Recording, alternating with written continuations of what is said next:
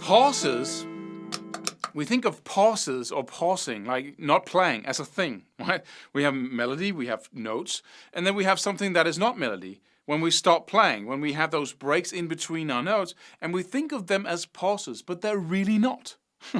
Because it's there all the time, right?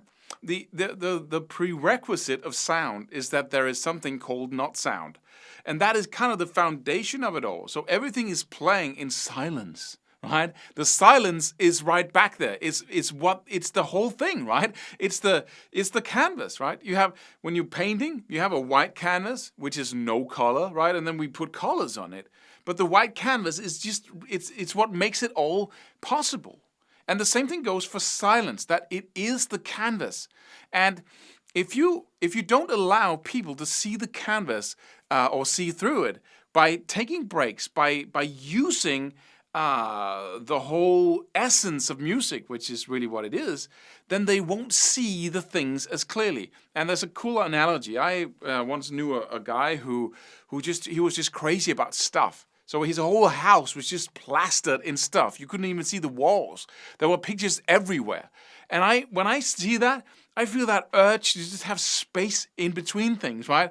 If I have an image on the wall, I need there to be space around it, so I can see it. There it is, right? It's a thing, and it's itself. It's not all other things. It's not a collage of things, right? If I do a collage, or if I have a collage, I want there to be space around that, because that's what enables me to see the identity and feel it and see it for itself, without having all kinds of other stuff. You don't eat a lot of dishes and then put all, Indian food, Chinese, Japanese, and then put it all together. I like Indian, I like Chinese, I like, whatever.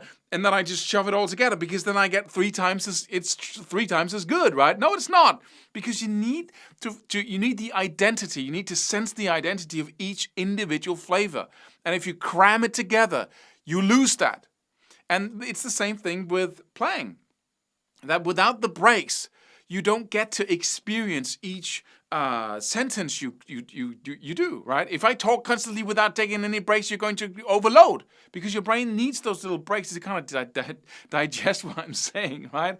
So it's important to take breaks, but not important as in just objectively important. If you want to have what you do really stand out, right? If that's your goal, then you want to introduce a lot of breaks in your playing, and you need to come to the place where you are relaxed, where you can really feel the silence. It's like a stand-up comedian, right? The good ones, they can really let the silence work for them, right? And then have that timing, that punchline come out after taking a break, and then, be silent again. So they use the silence to frame things, to make sure that there's room around this joke or room around this little point, right? Whereas nervous comedians, they just try to cram as much information in there, because it's the information, right?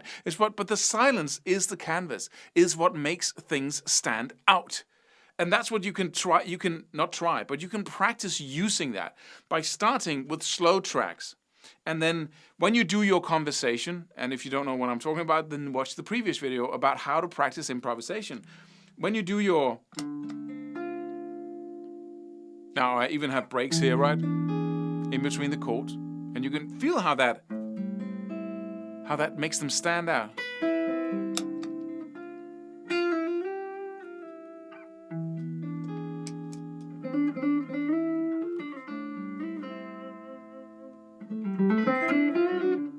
Oops.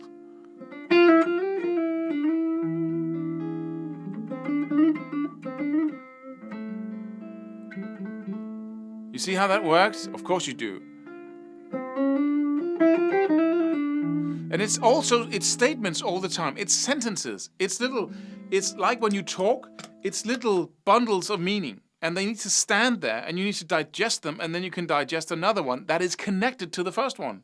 So you're always speaking or playing something because of what you just play. It's connected. It makes musical sense. And then you allow that space, and then you can speed it up, right? You can use breaks even when it's fast, but it's a good idea to go slow, limit your tools as we talked about in the previous video, and then make sure that you really enjoy those spaces and say, what's coming next? What am I going to come up with next? And it can just be one note, so you can just take it easy. I'm going to do it again here, because every time I stop, I delete the track. And one.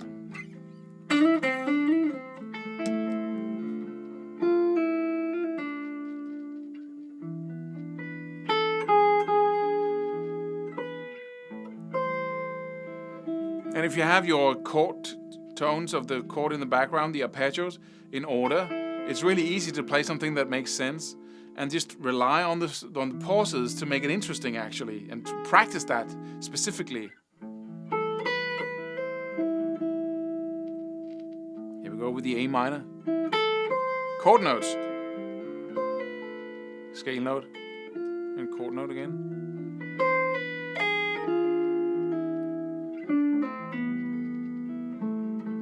Just building melodies.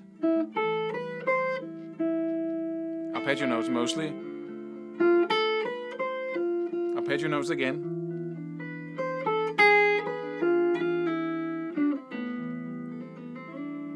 And it's so pleasurable just to focus on this, just simply.